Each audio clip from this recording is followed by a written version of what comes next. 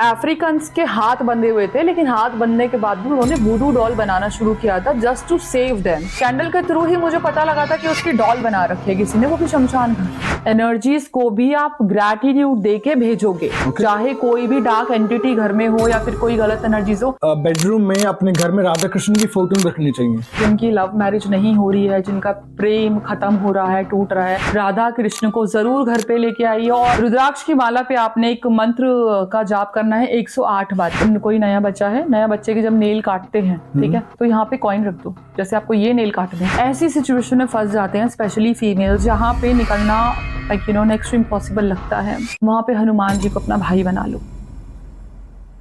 Hello everyone, welcome back to the talk show.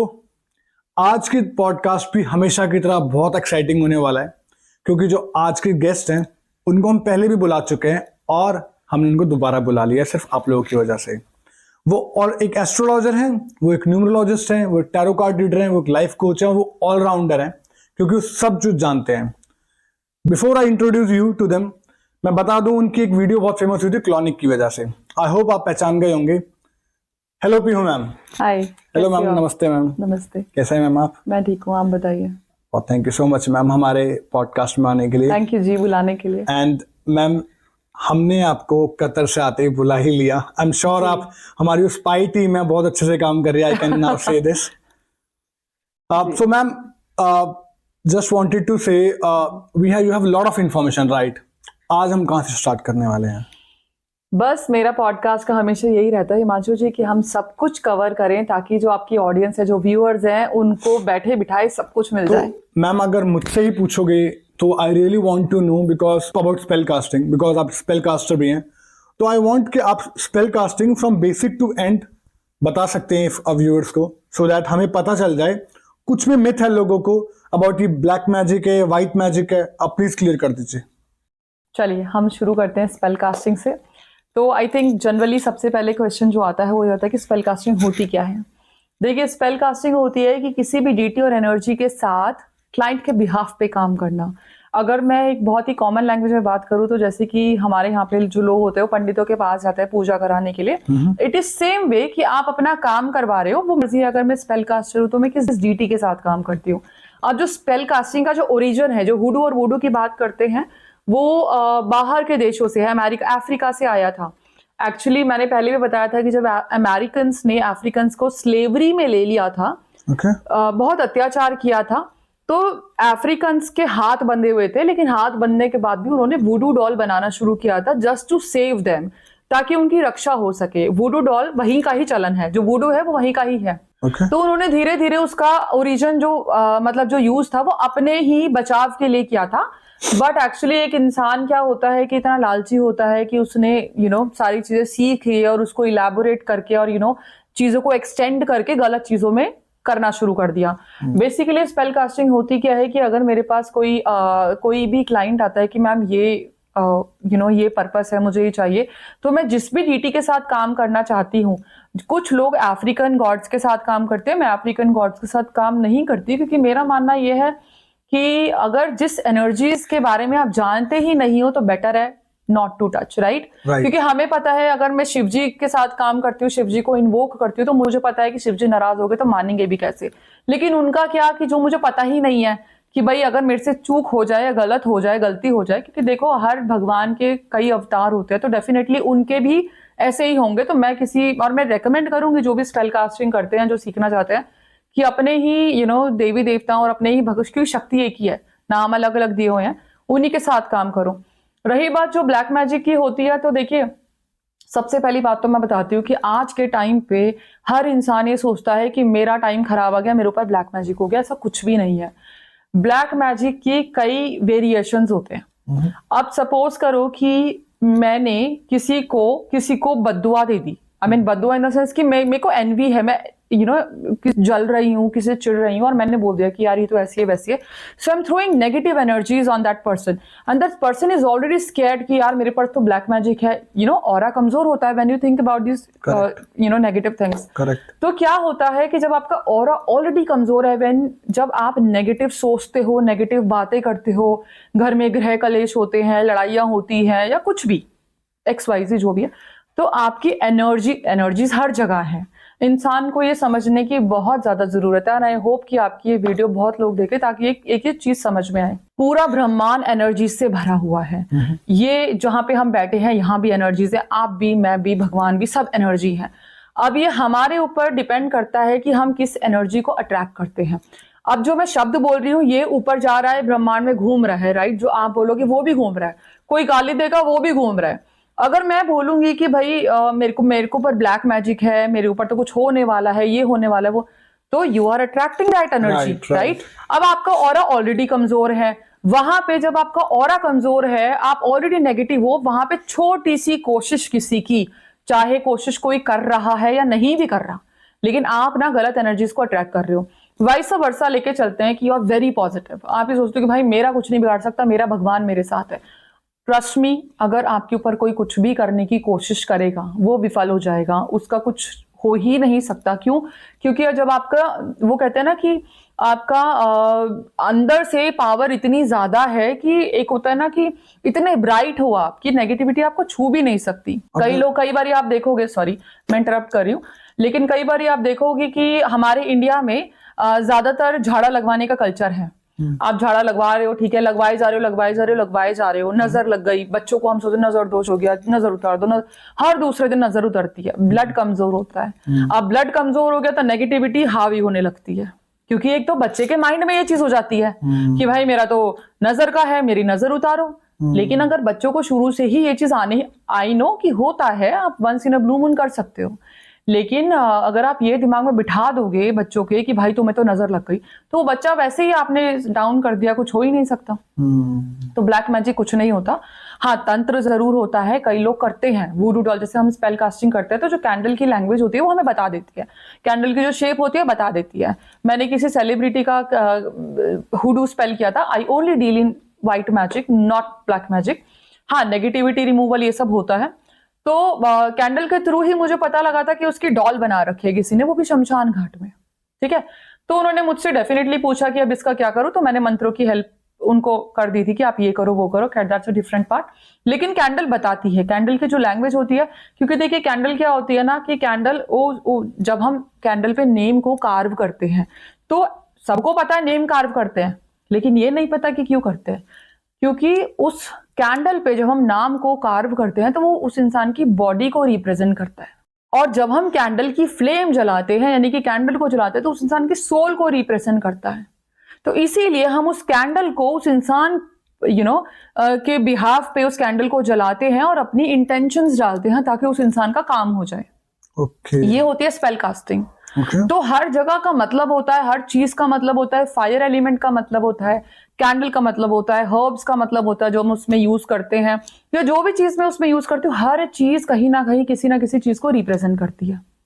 अब ये बात सुनने के बाद कई लोगों का क्वेश्चन आएगा कि भाई ये काम कैसे करता है, या काम करता भी है कि नहीं करता।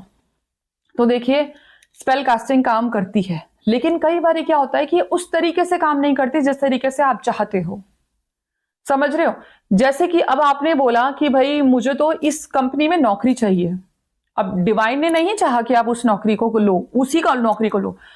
क्या जो स्पेल कास्टिंग होती है वो आपको डेस्टिनी चेंज करने के लिए नहीं होती। ये भ्रम है लोगों का कि इम्पॉसिबल को भी पॉसिबल बना दिया, इम्पॉसिबल को पॉसिबल बना दिया, ऐसा कुछ नहीं होता।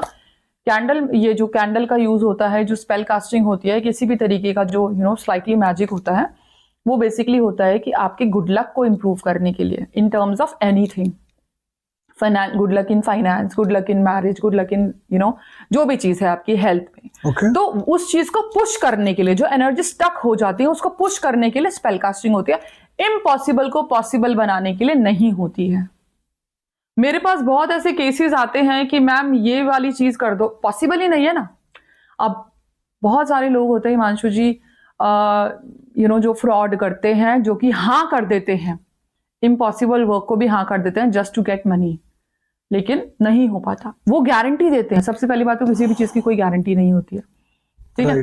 दूसरी बात, ये एनर्जी वर्क है, सबको पता ही एनर्जी वर्क है। तीसरी चीज, आपकी जो अंदर की इंट्यूशंस होती हैं, जब आप चाह रहे हो कि आप स्पेल कास्टिंग करा रहे हो या पूजा कर रहे हो, तो आपको विश्वास और सरेंडर करना आना चाहिए। आप ये नहीं वेट कर सकते मेरा तो स्पेल हो गया, मेरा तो ये काम हो जाएगा। No, any which ways you will have to surrender, तब आपका काम होता है। So ma'am thank you so much again बहुत सारी इन्फॉर्मेशन देने के लिए, but again I have lot of questions in this. पहले तो मैम एक क्विक बता दीजिए डीटी क्या होता है, आप डीटी वर्ड आप यूज कर रहे हैं? किसी भी देवी देवताओं या एनर्जी के साथ काम करना। ओके ओके ओके डीटी, ओके गॉट इट। दूसरा मैम, जब आप बोल रहे हैं कि हम एनर्जीज को इन्वोक करते हैं, या फिर आप बोल रहे हैं द कैंडल जो होता है वो इंसान हो जाता है जिसका हम नाम लिखते हैं, और व्हेन यू लाइट इट आप उसको रिप्रेजेंट करते हैं, उसकी बॉडी को, तो क्या हम कोई नेगेटिव इम्पैक्ट भी आ सकता है इन सब चीजों की वजह से? देखिए, नेगेटिव स्पेल्स भी होते हैं, ठीक है। Okay. मैं यहाँ पे आपके पॉडकास्ट में उसके बारे में बिल्कुल नहीं बात करूंगी, क्योंकि जब मैंने पहला पॉडकास्ट दिया था तो मैंने एक रेमेडी बताई थी जो कि स्पेशली मना किया था not to try until unless कि आप श्योर हो कि सामने वाला जानलेवा है। बट लोगों ने काफी लोगों की लाइफ खराब की है। तो मैं नेगेटिव स्पेल्स के बारे में तो नहीं बात करूंगी, बट यस होता है, क्योंकि जब हम कैंडल्स का यूज करते हैं और अपने इतने इंटेंशंस डाल देते हैं कि ये वही इंसान है और हमें उसका काम ये करवाना है, तो वो काम होता है।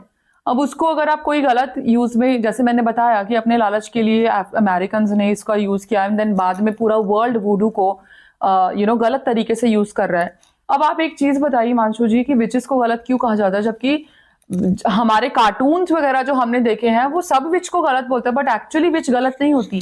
एक विच वो होती है जो कि अपनी छोटी छोटी चीजों से सामने वाले की मदद करे। वो विच होती है जिसके अंदर कुछ पावर्स होती है और उस पावर्स को समझ के ही वो सामने वाले की मदद करती है।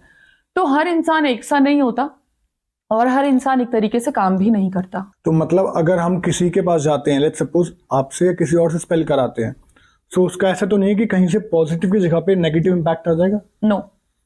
ओके। हाँ, इम्पैक्ट उस पे आ सकता है जो स्पेल कास्टर है। अगर मैं किसी का स्पेल कर रही हूँ और मुझे पता लगा कि सामने वाले के ऊपर बहुत गलत एनर्जीज हैं, Okay. तो वो इम्पैक्ट मुझे आएगा and I know how to protect my self, वो मुझे पता है। लेकिन सामने वाले के ऊपर जब तक कुछ गलत नहीं होगा, जब तक मैं एनर्जी गलत नहीं। और उसका भी हिमांशु जी एक चीज बताती हूँ, जैसे मैंने इस टॉपिक पे शुरू किया था कि लोगों को लगता है हमारे ऊपर नेगेटिविटी है, वो तो हमारा बुरा चाहता है कि कोई कुछ कर तो नहीं देगा। देखिए, एक सिंपल सी बात है कि आप ऐसे ही समझिए कि मैं आपको, जैसे सामने वाला कोई इंसान अगर आपको जहर से भरा हुआ ग्लास दे रहा है, सपोज कीजिए हिमांशु जी आप ही बताइए मैं आपको एक ग्लास दूंगी, तो आप क्या लोगे? और आपको पता है उसमें पॉइजन है, आप लोगे? नहीं लोगे, राइट? तो वो चीजें मेरे पास वापिस आ गई लौट कर। अगर मैं वही बोलूंगी हिमांशु जी अमृत है, ब्लेसिंग्स मीन्स, आप लोगे? 100% लोगे। तो नेगेटिविटी भी वैसी ही होती है, वो आपके ऊपर तब हावी होगी जब आप होने दोगे। अगर आपको ये लगता है कि नहीं चाहिए मुझे, you please go back to the sender, return to sender spells होते हैं ना, प्रेयर्स होती हैं, तो आप एनर्जीज को बोल दो कि I don't need you, thank you so much, आप जाओ वापिस। इतना बोलने से आपका काम हो जाएगा, आपको कोई इंपैक्ट नहीं कर सकता। Okay. ये हम ही हैं जो गलत चीजों को अट्रैक्ट करते हैं, ये हम ही हैं जो हमारा दिमाग इतना पावरफुल होता है कि सब कुछ कराता है। So, मैम इसी पॉइंट पे जब आप जिससे आपने स्टार्ट किया था, तो कह सकते हैं कि जिसकी विल पावर स्ट्रांग है, एग्जैक्टली वो एक्चुअली किसी भी एनर्जी को रोक सकता है। Exactly. So basic to that, अगर आप अपने ऊपर फेथ रखते हैं और आपकी अगर विल पावर स्ट्रांग है, तो कोई ऐसी एनर्जी नहीं जो आपको हार्म पहुंचा दे। एग्जैक्टली। एनर्जी डराने के लिए होती है। आप जितना ये तो नॉर्मल ह्यूमन नेचर भी है ना। करेक्ट। अगर आपको ये लगेगा कि भाई मैं इससे डरा के कुछ काम करा सकता हूँ, तो हर कोई कराएगा। वो डराने के लिए, वो आपके ऊपर है कि आप डरोगे। कि मैं ये नहीं कह रही कि किसी की डिसरिस्पेक्ट करो, इवन एनर्जीज की भी नहीं। okay. एनर्जीज को भी आप ग्रैटिट्यूड दे के भेजोगे। चाहे कोई भी डार्क एंटिटी घर में हो या फिर कोई गलत एनर्जीज हो, विंडो खोल के से थैंक यू, आप प्लीज यूनिवर्स में जाइए। लेकिन you will not disrespect to any energy. अब एनर्जी से ma'am I have again multiple questions, but the main question I want to ask you, energy सब चीजों की होती है, राइट? एनर्जी भगवान की भी होती है, राइट? भगवान को भी बुला सकते हैं आप? देखिए, भगवान तो हमारे अंदर ही है, बट मैम बुला के यहाँ पे आपके साक्षात दर्शन तो हो गए नहीं। हिंदुत्व सनातन मानता है, बिल्कुल। But when you do work with all these things, हाँ, भगवान को बुलाने का मतलब ये नहीं है कि भगवान यहाँ पे आके साक्षात प्रकट हो जाएं कि भाई एनर्जीज मैं तो- इन्वोक करना उनकी। जब आप प्रेयर करते हैं, हमारे हिंदुत्व में मंत्र चैंटिंग होती है, वो एक आस्था के साथ ही तो होती है ना कि यस ही इज। और कितने लोग ये बोलते हैं कि yes divine is with me, मुझे यहाँ बचा लिया, मुझे वहां, वो क्या है? राइट। आर्क एंजल्स की बात करते हैं, एंजल्स की बात करते हैं, फरिश्ते की बात करते हैं, अलग अलग नाम है, वो क्या है? भगवान का ही तो रूप है। कई बार हमारी लाइफ में ऐसी चीजें हो जाती है कि हम स्टक होते हैं और इंस्टेंटली कोई आके हमें बचा जाता है। वो क्या है? वो वही तो फरिश्ता है जो ऊपर वाले ने भेजा है, या क्या पता वो खुद ही हो। राइट।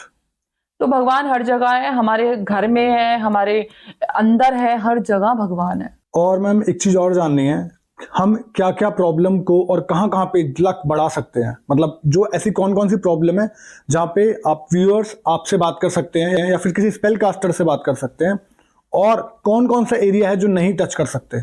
नहीं टच करते मतलब मैं नहीं टच करती या आई मीन अब कुछ स्पेल कास्टर्स या आप या कोई भी स्पेल कास्टर इनको नहीं टच करना चाहिए, so that as a viewer और एज जिसको प्रॉब्लम सॉल्व करानी हो अपनी, उसको पता हो कि हाँ भाई इस वाले पॉइंट पे मुझे नहीं जाना किसी के पास। देखो, सबसे पहली बात तो ये है कि कुछ चीजें मैं ऐसी बताऊंगी कि किसी को किसी के पास जाने की जरूरत ही नहीं होगी। प्लीज। एक चीज याद रखो कि अप एंड डाउन हर किसी की लाइफ में आते हैं, ठीक है? आज अगर किसी की लाइफ अच्छी है तो समय हमेशा बदलता है, ये तो सबको पता है। Absolutely. कल खराब भी होगा, फिर परसों फिर भी अच्छा होगा। लेकिन इंसान या मनुष्य क्या गलती करता है, जब खराब टाइम होता है तब वो हार मानने लग जाता है, और वो हार मान के इधर उधर जाता है। जब वो हार मानता है तो वो भगवान को ये दिखाता है कि मेरे को तेरे पे विश्वास नहीं है अब। जब इंसान की अच्छी लाइफ चल रही है तो you are very grateful to God and you are very happy. Correct. लेकिन जब इंसान की प्रॉब्लम्स आई तो वो इधर उधर भागता है। कोई भी इंसान खुशी में तो एस्ट्रोलॉजर्स के पास है, किसी के पास जाएगा नहीं। True. मैं ये नहीं कह रही कि कुंडली मत दिखाओ, वो डेफिनेटली कई बार ग्रह चाल ऐसी होती है जिसकी वजह से गाइडेंस देना इंपॉर्टेंट होती है, क्योंकि कई बार हम ऐसी कुछ रेमेडीज कर रहे होते हैं जो हमारे विपरीत काम करती है। लेकिन जब इंसान का विश्वास और आस्था बनी रहती है तब मैं ये कहूंगी कि आपका टाइम जरूर चेंज होता है, क्योंकि ऐसा दुनिया में कोई भी इंसान नहीं है जो कि सोने की चम्मच मुंह में रख के पैदा हुआ और सोने की चम्मच में ही मरा है। स्ट्रगल तो हर किसी की लाइफ में है।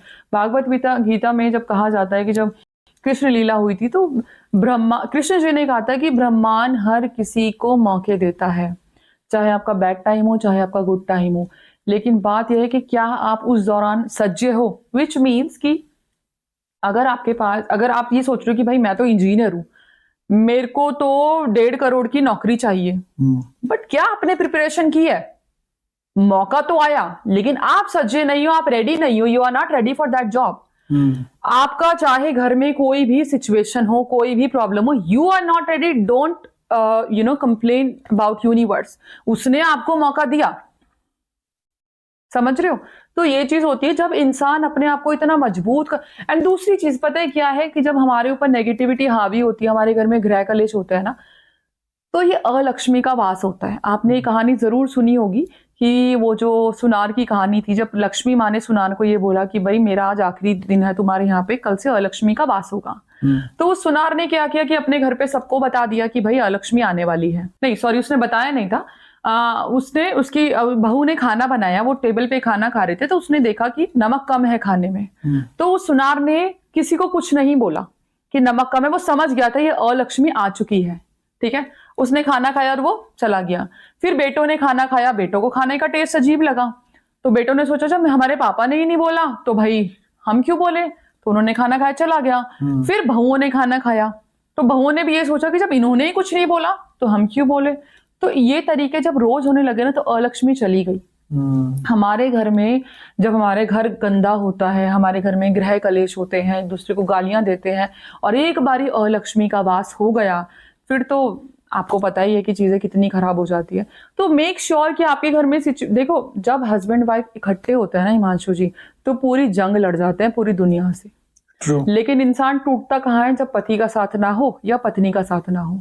जब आप दोनों अच्छी नियत के हो, मैं ये नहीं कह रही कि आपका पार्टनर अगर गलत कह रहा है तो आप साथ दो, ऐसा नहीं कह रही, लेकिन जब हस्बैंड वाइफ की समझदारी और साथ इकट्ठे होता है तो आप लक्ष्मी से भी निपट लेते हो, आप लक्ष्मी को भी अट्रैक्ट कर लेते हो, आप अपने घर का वातावरण भी ठीक कर लेते हो, आप अपने बच्चों को भी अच्छी शिक्षा दे लेते हो, और वही घर आपका स्वर्ग बन जाता है। Absolutely true ma'am. इनफैक्ट मेरे साथ भी है, मतलब मैं जॉब के साथ साथ कुछ और भी काम करता हूँ, इनफैक्ट मेरी वाइफ भी जब भी कुछ और करती है, so we both support each other. Exactly, support is और ऑलवेज उसी इम्पोर्टेंट। सपोर्ट से शायद मैंने ये चैनल शुरू किया।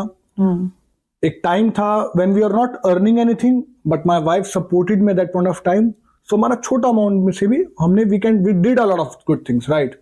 Absolutely you are true here. अगर हस्बैंड वाइफ चलिए इस बात को आप करेक्ट करती हूँ कि जो आपने बोला छोटा अमाउंट, ये अमाउंट कभी भी, कोई भी अमाउंट छोटा नहीं होता है, बिकॉज जो भी हम बोलते हैं वो हम मैनिफेस्ट भी करते हैं। आपके पास 2 हाथ पैर हैं, 2 वक्त की रोटी है और आपके पास घर है, आप अमीर हो, वो हम जो एक्स्ट्रा कमाते हैं वो हमारी लग्जरी लाइफ के लिए कमाते हैं, हमारी बेसिक नीड ऑलरेडी पूरी हो रही है। अमाउंट छोटे का मेरा मतलब है कि बहुत minimum I was earning, minimum मतलब घर भी नहीं चल सकता था, बट क्योंकि we sacrificed each other for each other then we completed. हाँ हाँ, अब किसी भी रिलेशन में, चाहे be it husband wife, be it parents, जब तक हम आपस में सपोर्ट नहीं करेंगे, the home together will not grow. Yes, बिल्कुल। एक रील बहुत वायरल हुई थी, उसमें किसी एस्ट्रोलॉजर ने बोला कि बेडरूम में अपने घर में राधा कृष्ण की फोटो रखनी चाहिए, आपके घर में ग्रह कलेश बढ़ता है। Is it really true? देखिए, राधा कृष्ण की अगर मैं बात करूं तो ज्यादातर लोगों का ये मिथ है कि कृष्ण जी की 16,108 रानियां थी। तो कृष्ण जी ने की बहुत सारी रानियां थी। लोगों का ये सोचना है कि घर में अगर राधा कृष्ण को लगाएंगे या उनकी ज्यादा फोटो रखेंगे तो एक्स्ट्रा मैरिटल अफेयर, मैंने भी सुना है ये। बट मैं आपको एक चीज बताती हूँ कि कृष्ण लीला जो हुई थी वो नारायण के जितने भी अवतार अभी तक हुए थे नारायण जी के, वो सबसे टफ अवतार कृष्ण जी का था। Okay. हाँ, और राधा कृष्ण की जो स्टोरी है, कृष्ण जी ने सिर्फ एक ही से प्यार किया है, वो राधा है। जो रुक्मणी से शादी हुई या जामवंती से शादी हुई या सत्यभामा से शादी हुई या 16,108 रानियों से, लड़कियों से शादी हुई, उनके पीछे एक कहानी है। जो कृष्ण जी का अवतार पृथ्वी पे आया था वो धर्म स्थापना के लिए आया था, एक औरत के मान सम्मान के लिए आया था। इसीलिए महाभारत में भी कृष्ण जी का बहुत बड़ा रोल है। सबसे पहली बात तो अगर हम शुरू करें, क्योंकि मैं चाहती हूँ, मेरे को वो रील देख के बहुत दुख हुआ था कि कृष्ण जी के बारे में ऐसे लोग समझते हैं। देखिए, कृष्ण जी ने राधा से ही प्यार किया था और राधा की शादी कहीं और हो गई थी। खैर वो that's a different and long story कि क्यों हुई थी, कैसे हुई थी, बट वो अपने रूल्स और रेगुलेशंस में ही थे, लेकिन उनका जो प्रेम है वो कभी खत्म नहीं हुआ। तो कृष्ण जब सबसे पहली शादी कृष्ण जी की रुक्मणी जी से हुई थी, तो कृष्ण जी का ये मानना था, जो कृष्ण लीला में बताया गया है, कि कोई भी फीमेल को अपना वर चुनने के लिए खुद ही आना चाहिए। मतलब आप फोर्सफुली शादी नहीं करा सकते किसी भी लड़की की। रुक्मणी की शादी जो थी, वो रुक्मय जो उसका भाई था, वो फोर्सफुली किसी और के साथ करा रहा था अपने बेनिफिट्स वगैरह के लिए, और रुक्मणी को कृष्ण के नाम से ही प्यार हो गया था। रुक्मणी ने कृष्ण को देखा नहीं था। तो यहाँ पे ये औरत के बचाव के लिए कि क्योंकि रुक्मय जो उसका भाई था, रुक्मणी का भाई था, वो फोर्सफुली शादी करा रहा था अपनी बहन की, तो वहां से वो भगा के ले गया था। भगा के मतलब वो मंदिर में वेट कर रही थी कृष्ण का, और वहां पे कृष्ण जी आए और वहां से ले गए, ठीक है, ताकि इसकी फोर्सफुली शादी ना हो। तो जब वहां पे वो युद्ध वुद्ध हुआ, लड़ाई बड़ाई हुई, जब वो सारा निपट गया, तो उनके फादर ने कहा कि भाई तुम तो मेरी लड़की को भगा के ले गए हो, अब इससे कौन करेगा शादी। तो वो उनकी इज्जत को बचाने के लिए रुक्मणी से शादी करी। जामवंती की शादी की अगर मैं बात बताऊं, जो जामवंत थे वो राम के युग से, एक्चुअली जब राम जी सीता माता को ढूंढने जा रहे थे, तो जामवंत बीच में आए थे कि मैं किसी ऐसे योद्धा से लड़ना चाहता हूं और राम जी का नाम मैंने बहुत सुना, तुम मुझसे लड़ो। तो राम जी ने बोला कि देखो मेरे पास इतना टाइम नहीं है, मेरी बीबी को मुझे बचाना है। तो जब फोर्स होने लगा कि नहीं तुम्हें लड़ना ही पड़ेगा, जामवंत जी ने बोला, तो राम जी ने ये बोला कि देखो तुम एक युग का इंतजार करो, मैं आऊंगा तुमसे लड़ने के लिए। तो वो एक युग अगले वाले कृष्ण जी वाला युग था, जो कि वेट करते रहे थे जामवंत जी कि मेरे पास राम आएगा, लड़ेगा, तब मैं जाऊंगा यहां से। तो सेकंड जामवंत से लड़ाई हुई थी, ठीक है, युद्ध हुआ था कृष्ण जी और जामवंत जी की लड़ाई, कृष्ण जी का जामवंत जी के साथ लड़ाई हुई थी, युद्ध हुआ था, जो कि राम जी ने वादा किया था कि मैं आऊंगा तुमसे लड़ने के लिए, ठीक है। तो जब जामवंत जी चले गए, जब लास्ट में नहीं पता लगा कि नारायण है, तो उन्होंने खुद ही हार मान ली। मतलब क्योंकि उन्हें लड़ाना नेक्स्ट टू इम्पॉसिबल था, टाइम टेकिंग था, और वो भी सिचुएशन जल्दी वाली थी। कृष्ण जी ने बोला कि भाई मेरे पास इतना टाइम नहीं है, तो मैं तुम्हें दर्शन नहीं देता हूं, मैं नारायण हूं। तो वहां पे वो चीज खत्म हुई और उन्होंने ये बोला कि भाई मेरी बेटी जामवंती का कोई भी नहीं है, तो अब इसका ध्यान आप रखो। तो जामवंती के साथ हो गया विवाह। अब तीसरा आता है सत्यभामा। सत्यभामा के जो फादर थे उन्होंने सूर्यदेव की पूजा की थी, मतलब कि तपस्या की थी। तो सूर्यदेव ने एक मणि दी थी जो सूर्य मणि होती है। तो वो इतनी ज्यादा पावरफुल थी, वो इतनी ब्राइट थी कि लोग सत्यभामा के जो फादर थे उनके पीछे पड़ गए थे। जानलेवा चीजें खराब हो गई थी, मतलब जान लेना चाहते थे just to get that money. तो वहां पे सत्यभामा ब्रह्मांड सुंदरी थी, ठीक है। और जब सत्यभामा के जो पापा थे, जो फादर थे, जो पिताजी थे, जब वो रिश्ता लेके गए कृष्ण जी के पास, वो एक्चुअली ईगो में गए थे कि मेरे पास ये है, मेरे पास वो है, मुझे आदर सम्मान दो, अपने सिंहासन पर बिठाओ। तो कृष्ण जी ने मना कर दिया था कि मैं नहीं करूंगा ऐसा। तो वहां पे एक उनकी ईगो क्लैश हो गई थी। तो सत्यभामा को ये था कि भाई मैं तो इतनी सुंदर हूं, मेरे को कोई कैसे मना करे। तो उन्होंने 2-3 अटेम्प्ट किए थे, बट कृष्ण जी ने मना कर दिया था। तो वो मणि को बचाने के लिए सत्यभामा ने ये बोला था कि आप ये मणि कृष्ण को दे दो, और क्योंकि कृष्ण मेरे पति हो जाएंगे, ठीक है, तो ये मणि मेरे पास ही हो जाएगी, आपकी मणि भी बच जाएगी और आपके जमाई के पास चली जाएगी। खैर वो भी डिफरेंट स्टोरी हुई। वो भी सत्यभामा और कृष्ण जी की शादी के लिए भी जो रुक्मणी का भाई था, कहीं ना कहीं वो जिम्मेदार था। लॉन्ग स्टोरी है वो। तो वहां पे उनकी शादी हो गई। अब नरकासुर नामक जो दानव था, उसने वो इतना पावरफुल था कि उसने स्वर्ग की सारी और जितनी भी गोकुल की स्त्रियां थी, सुंदर स्त्रियां थी, उनको कब्जा लिया था। यानी कि वो थी 16,108। ठीक है। अब कृष्ण जी ने वहां पे जाके उन फीमेल्स को बचाया। पूरा उनका ये था कि भाई हमारा जो नर्क लोक है, नरकासुर का नर्क लोक है, उसको स्वर्ग बनाएंगे और स्वर्ग को नर्क बना देंगे, क्योंकि फेमिनिन एनर्जी छिन जाएगी। ठीक है। तो वहां पे कृष्ण जी ने बचाया, तो वो फीमेल्स वापस गई। लेकिन गांव का वही सवाल कि भाई इन फीमेल का क्या करें, ये तो हमारी पुत्री है, जो ये है, इनको तो नरकासुर ने एक दिन रखा है, अब इनसे तो कोई वो नहीं करेगा, ये तो बर्बाद हो गई। तो कृष्ण जी ने उनकी इज्जत बचाने के लिए, उनको वो मान सम्मान दिलाने के लिए शादी की थी। तो वो औरतों की इज्जत को बचाने के लिए और औरतों के मान सम्मान के लिए ही कृष्ण ने अपना महाभारत का टॉपिक ले लीजिए, वहां पे भी द्रौपदी की वजह से ही हुआ था, है ना। तो जो कृष्ण का जो जन्म हुआ था, तो वो इसीलिए ही हुआ था कि नारी के मान सम्मान के लिए। और लोग सोचते हैं कि उन्होंने बहुत सारे प्रेम किए थे, बहुत सारा डिफरेंट डिफरेंट फीमेल्स के साथ, बट ऐसा नहीं है। कृष्ण का एक ही प्रेम था, जो कि राधा जी थी, श्री जी थी अपनी। लेकिन हाँ, ये जरूर है कि कृष्ण ने सारे रिश्ते निभाए हैं, चाहे वो 16,000 रानियों के साथ हुए, चाहे वो जामवंती के साथ हुए, सत्यभामा के साथ हुए, या फिर रुक्मणी जी के साथ हुए। ये है। तो ऐसा बिल्कुल भी नहीं है। मैं तो ये बोलूंगी कि जिनकी लव मैरिज नहीं हो रही है, जिनका प्रेम खत्म हो रहा है, टूट रहा है, राधा कृष्ण को जरूर घर पे लेके आइए और एक बांसुरी के ऊपर श्रीम और ह्रीम लिख के, श्रीम और ह्रीम श्रीम और ह्रीम संस्कृत में लिखना है, इंग्लिश में लिख सकते हैं? जी बिल्कुल नहीं, संस्कृत में ही लिखना है। श्रीम और ह्रीम लिख के और कृष्ण जी को ऑफर कर दीजिए। एंड मैम जो आपने बोला बांसुरी पे लिखना है, बिकॉज और फ्रेम फोटो में है, सो बांसुरी का कैसे कहा? नहीं, अगर फ्रेम फोटो में है तो जरूरत नहीं है। अगर आपके पास स्टैचू है, मूर्ति है, तो कृष्ण जी को स्पेशली जन्माष्टमी वाले दिन एक बांसुरी जरूर ऑफर करो, या कृष्ण मंदिर में जाके ऑफर कर दो फ्राइडे वाले दिन श्रीम और ह्रीम लिख के। Okay, good. एक और चीज बताती हूँ, मैंने लोगों को बहुत सुना है कि कृष्ण जी को माखन खिलाते हैं, ठीक है। yes. हकीकत तो यह है कि कृष्ण जी जब तक माखन नहीं खाएंगे, जब तक राधा का झूठा ना हो। तो पहले श्री जी को खिलाओ, फिर कृष्ण जी को खिलाओ, क्योंकि कृष्ण जी के लिए खाना तो माखन था, लेकिन भोग श्री जी का झूठा था।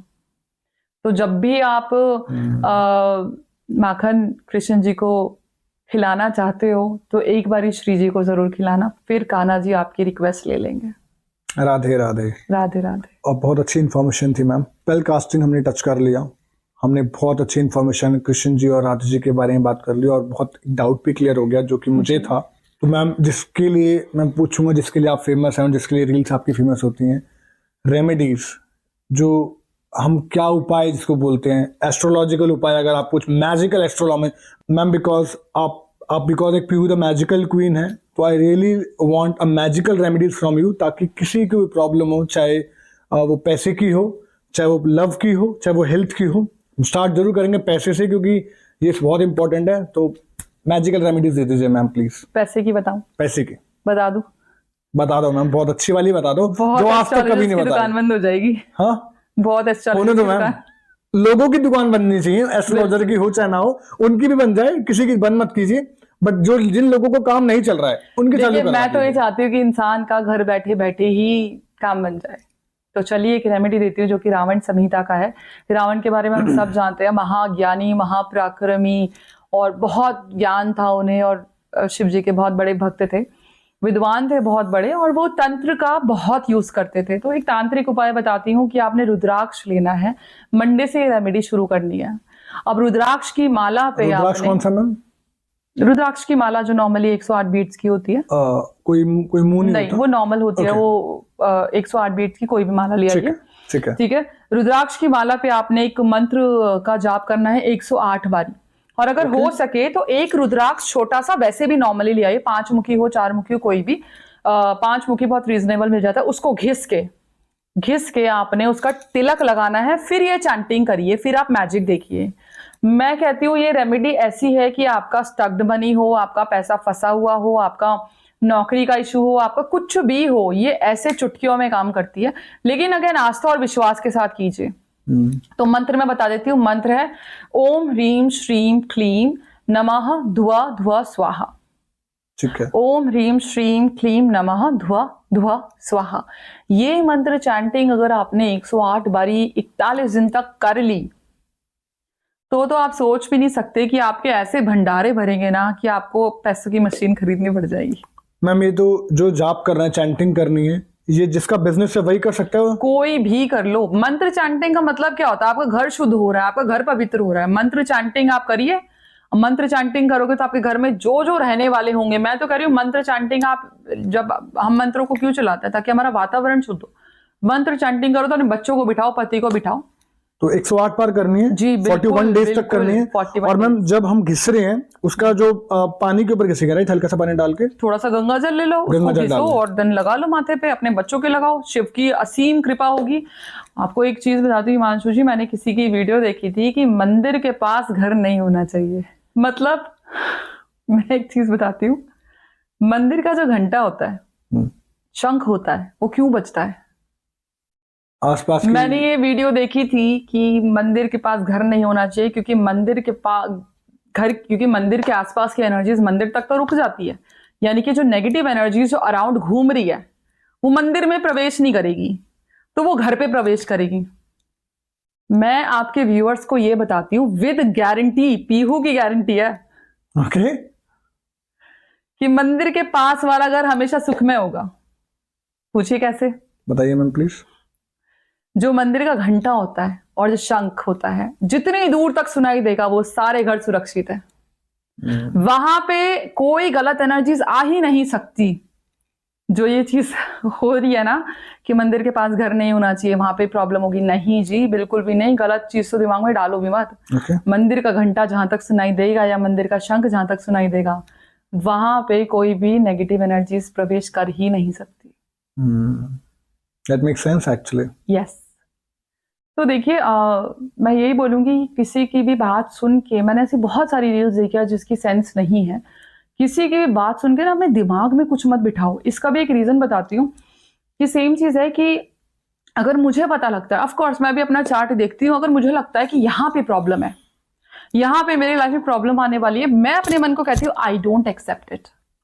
सिंपल। अगर आपको लगता है कि आपके घर में कोई आ रहा है, भाई तुम्हारे घर में तो ये प्रॉब्लम आ रही है, यू डोंट एक्सेप्ट इट।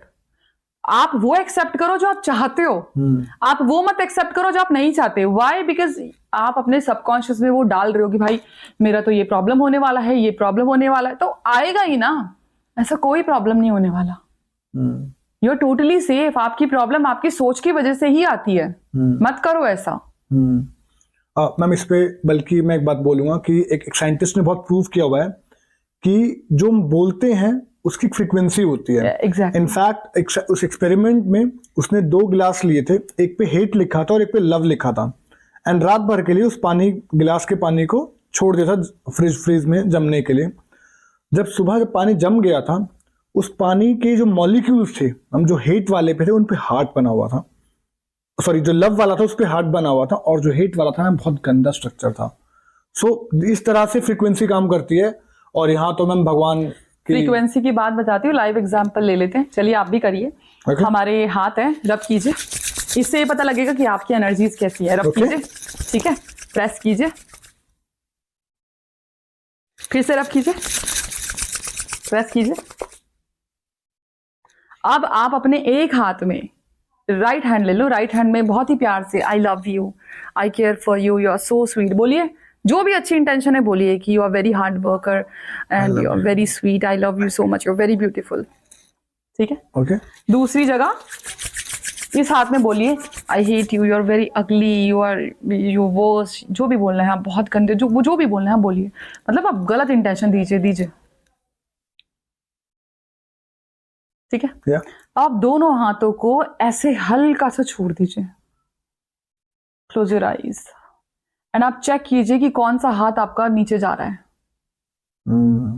अब जो हाथ आपका नीचे जाएगा वो आपकी एनर्जीज होंगी। बहुत लोगों का वो गलत वाला भी जाएगा, यानी कि इतनी नेगेटिविटी आपके अंदर है। तो- बहुत लोगों का पॉजिटिव जाएगा। तो जो हाथ नीचे जाएगा वो भार है ना, हमारे शब्दों का भार है, हमारे शब्दों का भार है। आप करके देखिए आराम से, पॉडकास्ट के बाद आप करके देखिए, हमारे शब्दों का भार हमें बता देगा। एक वो अच्छे वर्ड कहिए, एक को गलत शब्द कहिए, हमारे शब्दों का भार हमें बता देगा कि आपके अंदर कौन सी एनर्जीज पावरफुल है। तो जो हाथ नीचे जाएगा उसका भार है और वही एनर्जी आपके अंदर है। यस। ओके ओके, मनी की रेमेडी हो गई। Anything for love, for a good relationship between couple? बिल्कुल है जी। रिलेशनशिप की बात करें तो बहुत सारी रेमेडीज मैं आपको बता सकती हूँ। आप एक अनियन ले लो, ठीक है। अनियन पे अनियन को बीच में से थोड़ा सा स्लिट कर लो, बीच में से 2 टुकड़े नहीं होने चाहिए, स्लिट कर लो, ठीक Okay. है। अगर रिलेशनशिप में बहुत प्रॉब्लम्स आ रही है, एक जगह एक ना अंदर की साइड किसी भी कार्विंग पिन से या शार्पी से एक नाम कार्व कर लो, दूसरी साइड में दूसरा कर लो। अनियन के अंदर ही होना चाहिए। कुछ ओवर राइटिंग हो रहा है यार, that doesn't mean that's not your work. आपने सिर्फ लिखना है। अब उसको नॉर्मली रख दो, धीरे धीरे आपका रिलेशनशिप हील होने लग जाएगा। रखने कहाँ पे होगा मैम? किचन में रख दो, अनडिस्टर्ब्ड, अनटच्ड। यस, रख दो आराम मतलब से। किसी एक कोने में रख दें, कोई डायरेक्शन का मतलब नहीं है? कोई डायरेक्शन नहीं है, ठीक है। कोई डायरेक्शन नहीं है। हाँ, खराब हो जाएगा मैम तो फिर चेंज भी करना खराब नहीं होगा, वो रूट निकल जाएगी, तो जितनी रूट निकलेगी उतनी सही हो जाएगा। एक बताती हूँ कि बहुत लोगों ने उसको अपने पेज पे डाला था, जब मैंने डाला था। एक बहुत ही एंशिएंट रिचुअल है कि अगर आपको लगता है कि आपके ऊपर किसी ने कोई बैड एनर्जी थ्रो कर रहा है, Right. आप 3 अनियन ले लो। आपको 3 अनियन है, 3 अनियन के ऊपर आपने एक पे एक का नाम कार्व किया, एक के पे एक का नाम कार्व किया, एक पे एक का किया, ठीक अब है। मैम अनियन के ऊपर ही करना है, काट हाँ, के करना है? ऊपर ही करना है, कोई काटना नहीं है। ओके अब उसको ना किसी अंधेरे में रख दो, नॉर्मली ठीक है। डार्क प्लेस में रख दो या नॉर्मली भी रख दो। जो सबसे पहले, और इंटेंशन देनी है कि जो भी मेरे बारे में बुरा सोचता है वो सबसे पहले सड़ जाए। जो सबसे पहले सड़ेगा वो इंसान आपका बुरा चाहता है। ओके ओके अब गुड लक के लिए देती हूँ कि देखिए, सबसे पहली बात तो ये है कि आपको हमारी जो मदर अर्थ है, सब कुछ सारा भार संभालती है, सबको पता है, सारा भार संभालती है। तो मदर अर्थ को ग्रेटिट्यूड कैसे दे? एक ब्रेड ले लो, ब्रेड को एक पेपर पे लिखो ERCE, earth, mother of the earth, earth mother of the earth. आपने ये लिखना है और ब्रेड को रोल कर देना है। ERCE का मतलब क्या होता है? Earth, it's an ancient Okay, earth, chant. No, EARS. It's ERCE, earth बोलते हैं, ठीक है। Okay. सो मैं स्पेलिंग भी बता रही हूँ। मदर ऑफ द अर्थ नीचे लिखो और उस पेपर को ब्रेड के अंदर रख के रोल कर दो, उसको ब्रेड को, ओके उसको रोल करके जमीन में गाड़ दो। जमीन को टच करके बोलो अर्थ मदर ऑफ द अर्थ। 3 बारी आपने बोलना है, यानी कि showing gratitude towards the mother earth, कि आपने थैंक यू सो मच, मुझे बहुत ब्लेसिंग्स दो, मुझे और भी चीजें दो। मतलब आप ग्रेटिट्यूड शो भी कर रहे हो and then you are asking for good luck. Ancient remedy बहुत अच्छे से काम करती है। एक बताती हूँ कि अगर कोई नया बच्चा जन्म लेता है तो ये भी बहुत पुराना मैजिक है, जो कि बहुत टाइम से चलता आ रहा है। कोई नया बच्चा है, नया बच्चे के जब नेल काटते हैं, ठीक है, तो यहाँ पे कॉइन रख दो। जैसे आपको ये नेल काटने हैं, यहाँ पे कॉइन रखो और फिर नेल काटो। ये जो कॉइन रखा है ये पूरे जिंदगी उस बच्चे का गुड लक लेके आएगा। फिर ये नेल काटना तो यहाँ रख दो, ये नेल काटना यहाँ रख दो, ओके फिर यहाँ रख दो, कॉइन ऐसे बीच में करके एंड नेल काटो। सारी जिंदगी बच्चे के साथ गुड लक रहेगा। तो वो कॉइन का क्या करना है? फिर बाद में you can take that coin, कोई दिक्कत नहीं है। नो, उसको संभाल के रखना है? नहीं, ऐसा कुछ नहीं है, you can spend it. You can spend it. तो it is just to bring the good luck for the child? Yes, for kids. कोई एज भी होती है काम करने की? पहला नाखून जब कटे, बच्चा पैदा हुआ है तो नाखून बड़े होते हैं ना, ओ, तब की बात है। पहला नाखून Yes. मतलब बर्थ से जो पहला नाखून? बर्थ जैसे ही हुआ तब जो नाखून कटेंगे वो ऐसी ये रिचुअल होता है। So this is something for the new mother? Yes, okay Tuesday को वैसे तो मैंने नीम करोली बाबा की रिचुअल बताया था, जो कि बहुत बहुत अमेजिंगली लोगों के लिए काम किया था। मैं आपके पॉडकास्ट के लिए भी बताती हूँ कि मैंने खुद वो शक्ति को आभास किया है, मैंने खुद वो शक्ति को देखा है। नीम करोली बाबा के दर्शन करने में गई थी। एक तो वो अर्जी बहुत जल्दी सुनते हैं, आप मन में बैठ के अर्जी लगा लो दिन पे बैठ के कि बाबा मुझे बुला लो। आप हनुमान जी का नाम लेके अर्जी लगा लो, वो भी एक्सेप्ट कर लेंगे। अब वहां पे नीम करोली बाबा का नाम लेके आप राम का नाम लिखना शुरू कर दो डेली बेसिस पे, एक भी विश मांग के।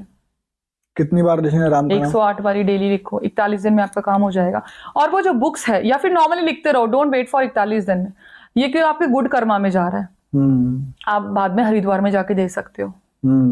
ये आप काम कर सकते हो। जब हम, ये मैंने बहुत अपने क्लाइंट्स को दी है, ये मैंने एक क्रिकेटर को भी दी थी जो कि बहुत गंदी सिचुएशन में फंस गए थे, मैं नाम नहीं लूंगी। और मैंने बहुत कॉमनर्स को भी, कॉमन लोगों को भी दी है कि देखिए, जब हम ऐसी सिचुएशन में फंस जाते हैं, स्पेशली फीमेल्स, जहाँ पे निकलना लाइक नेक्स्ट टू इम्पॉसिबल लगता है, वहां पे हनुमान जी को अपना भाई बना लो। हनुमान जी के हाथ में राखी बांध के, धागा बांध के, कि हनुमान जी, स्पेशली जब परिवार पे संकट आता है।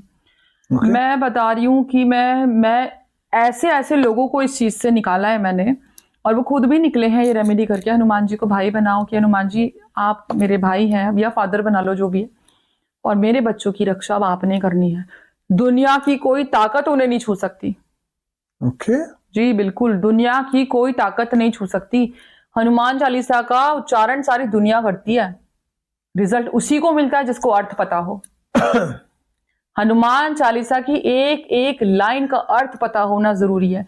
नहीं पता तो हनुमान चालीसा को गूगल करो, हनुमान चालीसा विद मीनिंग, फिर एक लाइन तसल्ली से पढ़ो, एक एक लाइन अर्थ के साथ। आपको देखो इंस्टेंट रिजल्ट ना मिले तो मेरा नाम बदल देना। राम रक्षा स्तोत्रम क्या है, पता है मैम आपको? जी बिल्कुल, मैंने ऐसा सुना है, प्लीज आप मुझे करेक्ट करिए, कि राम रक्षा स्तोत्रम में इतनी ताकत है कि उसका सिर्फ सुबह सुबह एक बार जाप करने से आपका पूरा घर नेगेटिव एनर्जी खत्म हो जाती है। जी बिल्कुल। देखिए, मैं आपको एक चीज बताती हूँ कि ये it is not only about Ram Raksha stotram, it is about every energy, क्योंकि हमारे शब्दों की फ्रीक्वेंसीज इतनी पावरफुल होती है। आप कृष्ण ब्रह्मांड कवच को देख लो। मैं कहती हूँ आपके कर्मों का जो जो कार्मिक डेथ्स हैं, कर्म से लोग भुगत रहे होते हैं, कृष्ण ब्रह्मांड कवच पढ़ना शुरू कर दो आप डेली, आपको इंस्टेंट रिजल्ट मिलेंगे। कृष्ण ब्रह्मांड कवच में कृष्ण जी वो खुद बोलते हैं कि अगर आपकी, राधा कौन है, मोक्ष की तो है, मोक्ष की देवी है ना राधा, और राधा बिना कृष्ण नहीं, और राधा कृष्ण तो एक ही है। अगर आपको मोक्ष की तरफ जाना है और अगर आपको कार्मिक चीजों से छुटकारा पाना है तो कृष्ण ब्रह्मांड कवच, and it is very easy, very easy, कोई टफ नहीं है। ऐसी मैम प्रेमानंद जी का भी एक बहुत मंत्र फेमस हुआ था जो उन्होंने बताया था, कृष्णाय वासुदेवाय हरि परमात्मने प्रणत कलेश नाशाय गोविंदाय नमो नमः। यस बिल्कुल जी बिल्कुल, ये मंत्र में बहुत पावर है। मैं कह रही हूँ, मैंने खुद आजमाया हुआ है ये मंत्र, मेरी बेटियों ने आजमाया हुआ है एक्चुअली। कुछ पेनफुल सिचुएशन थी जिसकी वजह से मैं भी रोने लग गई थी। ओके तो अभी हाल फिलहाल की बात है, जब मैं इंडिया आई थी उससे पहले 2 दिन पहले की बात है। तो वो मंत्र 2 बारी चैंट करने पे वो प्रॉब्लम जो कि मेरे से 45 मिनट सॉल्व नहीं हुई थी, मेरी बेटियों ने मंत्र चैंटिंग करके सिर्फ 2 मिनट में प्रॉब्लम सॉल्व कर दी, दोनों ने ही। ओके, इतनी पावरफुल है ये जो मंत्र है एक्चुअली। सो मैम, अब हमारे पास आने वाला है 2025 और जाने वाला है 2024। कुछ ऐसा बता दो ताकि मैम एक्चुअली जो 2025 में लोगों को पहला करना चाहिए बिफोर द बिगिनिंग, ताकि हमारा पूरा साल बहुत अच्छा जाए ब्लेसिंग के साथ में।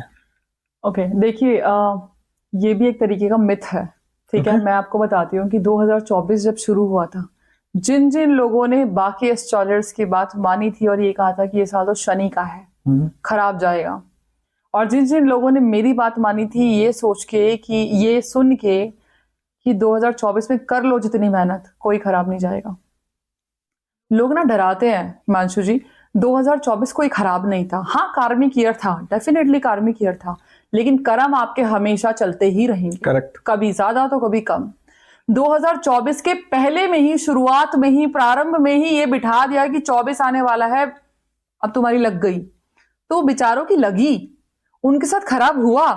8 नंबर वालों को ये बिठा दिया कि भाई तुम्हारा तो बैंड बज गई, 8 नंबर वालों की तो ऐसा कुछ। 8 number is infinity. 8 number Shani का है, कार्मिक नंबर है। हाँ ये है कि 8 नंबर की लाइफ में स्ट्रगल होता है, लेकिन मैं आपको एक चीज बताती हूँ कि कुछ चीजें लाइफ की ऐसी होती है, वो कहते हैं ना कि जो डायरेक्टर होता है वो अपने हीरो को ही हार्ड वर्क देता है।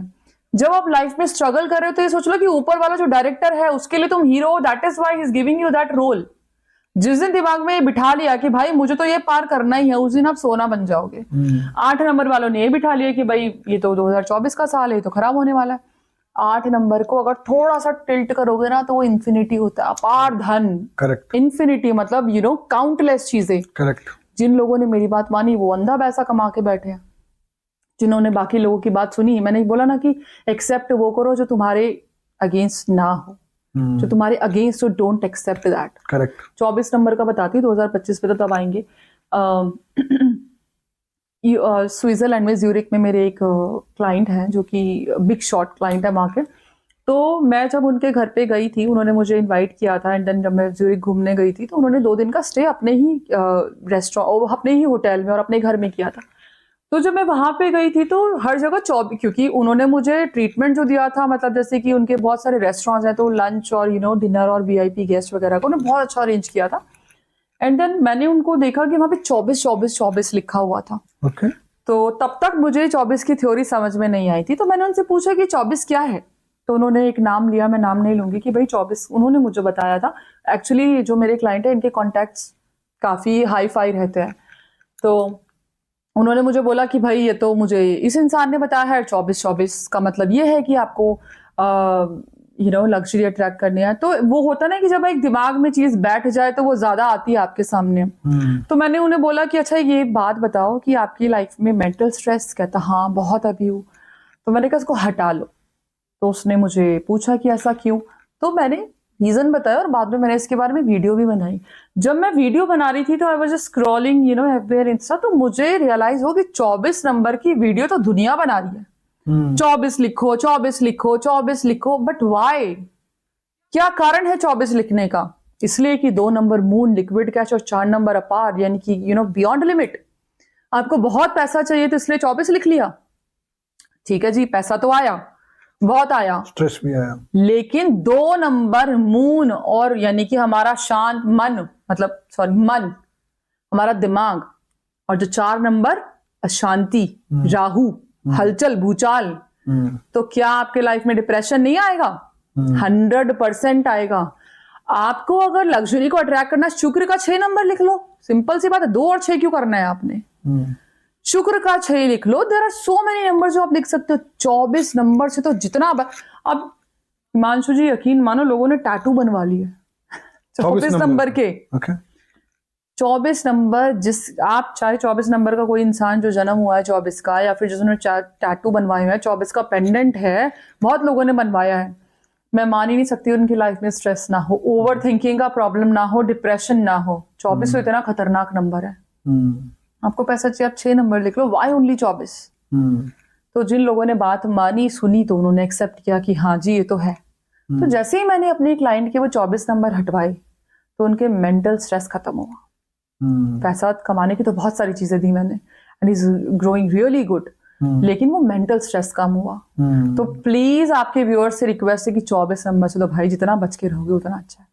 दूसरी चीज ये है कि 2025 की बात करो, देखो 2025 हनुमान जी का है और यहाँ पे 2 की फ्रीक्वेंसी ज्यादा है। मैंने अपने यूट्यूब चैनल पे वीडियो भी बना रखी है। आपके व्यूअर्स मुझे पीहू द मैजिकल क्वीन के नाम से सर्च कर सकते हैं, एफबी, इंस्टा, यूट्यूब पे पीहूडा के नाम से भी। तो 2025 हनुमान जी का है जिसमें 2 की फ्रीक्वेंसी ज्यादा है, लाइक 2025, राइट। तो यहाँ पे मन और मन, बुद्धि और मार्स यानी कि मंगल, यानी कि एंगर इशू, ये फैक्टर ज्यादा होगा। तो 2025 सबके लिए ही बहुत एनर्जेटिक होगा, एनर्जी लेके आएगा, स्ट्रेंथ लेके आएगा। बहुत ही ज्यादा रुके हुए काम वो चलने लग जाएंगे। ट्रैवल, वीजा, ये वो जो चीजें रुकी हुई थी वो आपका, जैसे 2024 क्या था कि शनि क्या होता है कि शनि आपको थोड़ा सा स्लो कर देता है, क्योंकि बूढ़ा प्लैनेट है। वो चाहता है मेहनत करो और मेहनत का रिजल्ट मैं दूं, लेकिन खुद स्लो करता है।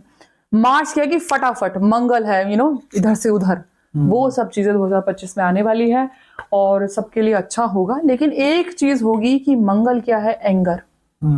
तो उस एंगर को कंट्रोल करने के लिए, जो कि रिलेशनशिप खराब कर सकता है किसी भी नंबर का, क्योंकि अगर गाली गलौच अगर कोई 1 नंबर करे, 2 नंबर करे, 3 नंबर करे, 10 8 नंबर करे, कोई भी करे, तो रिलेशनशिप तो खराब होगा ही, चाहे वो वाइफ के साथ हो, चाहे वो किसी और के साथ भी हो। तो वहां पे क्योंकि हम लोग एस्ट्रोलॉजी में भी हर घर की एनर्जीज होती है, तो एक एनर्जी जो कि एक्टिवेट है और जिससे नुकसान होता है, हम उसकी एनर्जी को डाइवर्ट कर देते हैं। अब हमें ये पता है कि ये जो बॉल है ये जानी है, यहां से पुश होगी, लेकिन रास्ते 3 है। तो सामने भेजना है, यहां भेजना है, लेफ्ट भेजना है कि राइट भेजना है। This is called astrology. तो 2025 में जो मंगल जिसका एक्टिव होगा, हर किसी का होगा, तो उसकी एनर्जी गाली की तरफ भेजनी है या एक्सरसाइज की तरफ भेजनी है। एनर्जी तो आएगी, तो या तो अपने घर में लड़ाई झगड़े करके तुम एनर्जी को वेस्ट कर लो, या फिर जिम ज्वाइन करके मंगल को बैलेंस कर लो। तो 2025 में to balance the environment of your house, your gym, your exercise, your walking is really important. ये हर इंसान के लिए इंपॉर्टेंट है। 2025, 2024, 2026 किसी का कोई खराब नहीं होता, लेट मी टेल यू। हाँ, कुछ कुछ नंबर्स के लिए वो बहुत ही ज्यादा स्ट्रगल वाला हो जाता है, लेकिन खराब नहीं बोलूंगी। जैसे 2025 9 नंबर वालों के लिए थोड़ा सा होगा, क्योंकि 9 number itself is a Mars and 2025 again Mars. Anger जब मिल जाता है वो ब्लास्ट हो जाता है। यहाँ पे भी अगर आप अपनी एनर्जी जिम में करोगे तो वो बैलेंस रहेगी चीजें। 2025 लोगों के लिए बहुत अपॉर्चुनिटीज लेके आएगा, अमेजिंग साल होने वाला है, लेकिन अगर आपको पता है कि उसको यूटिलाइज कैसे करना है। ओके, तो 2 नंबर के लिए कैसे होने वाला है? देखिए 2 नंबर अगर मैं बात करूं तो आप 2 नंबर का बताऊं कि सारे ही बता दूं? सिर्फ 2 नंबर ही बता दीजिए। अगर आपको सारे बताने आप सारे बता सकते हैं। चलिए 2 नंबर का ही बताती हूँ। देखिए 2 नंबर का जो होगा, सबसे पहली बात तो ये है कि वो महाभाग्य योग मैं बोलूंगी। हालांकि बहुत एस्ट्रोलॉजर्स ने 2 नंबर के लिए खराब कहा है। मैं नहीं मानती कि किसी भी स्पेसिफिक नंबर के लिए कोई साल खराब होता है। महाभाग्य योग में इसलिए बोलूंगी क्योंकि 9 नंबर जो है वो एनर्जी का है, 2 नंबर है पैसा, लिक्विड कैश। अपनी एनर्जीज को यूटिलाइज करके आप लिक्विड कैश कमा सकते हो, अपना भाग्य बना सकते हो। यहाँ पे 2 नंबर वाले थोड़ा सा हर्ट हो जाएंगे, अगेन लैंग्वेज इशू के चक्कर में। स्पेशली ये बोलूंगी कि अपनी वाइफ के साथ ढंग से रहना, कुछ भी हो, चाहे सामने वाला तुम्हें कुछ भी कह रहा हो, लेकिन अपने आप को शांत। देखिए शांत मन जो होता है ना, वो किसी भी चीज का सोल्यूशन निकाल लेता है। आप पैनिक हो गए, आप परेशान हो गए, आप ये सोचोगे कि ईंट का जवाब पत्थर से, तो चीजें डिसबैलेंस हो सकती है। लेकिन 2 नंबर वालों के लिए साल ये बहुत अपॉर्चुनिटी लेके आएगा। तो अगर जो एंगर इश्यू आने वाला है 2 नंबर के लिए, वो ये कह सकते हैं आई डोंट एक्सेप्ट। नहीं, ऐसा नहीं होता। एक्सेप्टेंस की बात नहीं होती। एंगर इशू अगर आता है तो मंगल की रेमेडीज कीजिए, gym is always important. And जो माचिस का गुप्त दान आजकल सबको पता है कि बहुत ही वायरल भी हुई है, ये माचिस का जो दान होता है वो कीजिए हनुमान जी के। बता दीजिए एक बार। कुछ नहीं करना, ट्यूसडे के दिन एक माचिस चुपचाप जाके मंदिर में रख के आइए, और एक माचिस रख के आइए, और हनुमान जी के सामने बूंदी के लड्डू, एक स्टिक रख के आनी है। नहीं, एक बॉक्स, एक माचिस की डब्बी, यस, मैच बॉक्स, वो हनुमान जी के आगे रख के आना है। हनुमान जी, अब जो माचिस जलाएगा तो वो आपके भाग्य को ब्राइट करेगा। ट्यूसडे को रख के आना है। इसका कॉन्सेप्ट ये होता है, यस, कि जो उस माचिस को यूज करेगा वो आपके भाग्य को ब्राइट करेगा। साथ में हनुमान जी के मंदिर में आप ये जो 2 बूंदी के लड्डू जरूर, केला जरूर, और पीपल के 7 पत्ते लेके या 21 पत्तों की माला बना के राम नाम लिख के आप हनुमान जी को ऑफर कर सकते हैं विश के लिए। हनुमान जी को सबसे प्रिय है पान का बीड़ा। पान का बीड़ा रख के आप कुछ भी मांग लो हनुमान जी के साथ, हनुमान जी सब देंगे। हनुमान जी सबके लिए एक और रेमेडी है कि हनुमान चालीसा विद अर्थ, जो मैंने आपको पहले बता दिया। बट मैम कोई कहता है कि अगर आप कुछ देख के मांग रहे हो वो गलत है। आप जैसे बोल रहे हैं, मतलब अगर आपके मन की श्रद्धा है और आपके कर्म अच्छे हैं तो आपको जरूर मिलेगा। या फिर ये जो हम दे रहे हैं, जैसे पान का बीड़ा आपने बोला, कितना दोनों पॉइंट में डिफरेंस है? देखिए अगर आप सच्चे मन से याद करते तो आपको मंदिर जाने की भी जरूरत नहीं है। हम मंदिर क्यों जाते हैं? हम मंदिर के आगे माथा क्यों टेकते हैं? हम कभी देखा है कि हम मंदिर के आगे जब वो शीश अपना झुका के माथा टेकते हैं, धोक लगाना जिसको बोलते हैं, वो क्यों लगाते हैं? ताकि हमारे दिमाग की जो भी गंदगी है जमीन पे टच होते हैं, मंदिर के सामने, माता के सामने, भगवान के सामने शीश अपना झुका के और धोक लगाते हैं, ताकि जो भी नेगेटिविटी है वो वहीं पे निकल जाए और हमें अच्छी चीजें मिले। तो मंदिर की एक एनर्जीज होती है वहां पे, इसीलिए आपके घर की चाहे जितना भी पॉजिटिव हो, लेकिन मंदिर इज मंदिर, वी ऑल नो। 24 घंटे मंत्र चैंटिंग होती रहती है, दुनिया भर के लोग आते हैं, घंटी बजती है, ये सब होता है। अब जो कह रहे हैं कि ऑफर करने का, देखो भगवान तो एक पुष्प से भी खुश हो जाते हैं, तो वो अपनी इच्छा होती है कि जो भगवान को जो प्रिय है आप चढ़ाओ या ना चढ़ाओ, वो आपकी मर्जी है। लेकिन पान के बीड़ा में ऐसा कुछ नहीं है कि कोई अफोर्ड नहीं कर सकता, इट्स वेरी सिंपल, आप नॉर्मल चढ़ा सकते हो, कोई दिक्कत नहीं है।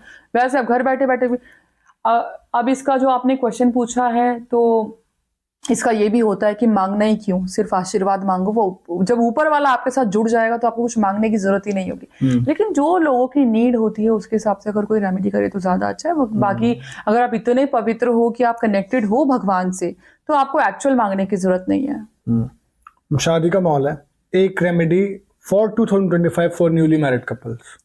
न्यूली मैरिड कपल हो या फिर ओल्ड मैरिड कपल हो, एक रेमेडी 2025 की स्पेशली, आप सिर्फ जो इजी चीज है वो हनुमान चालीसा है।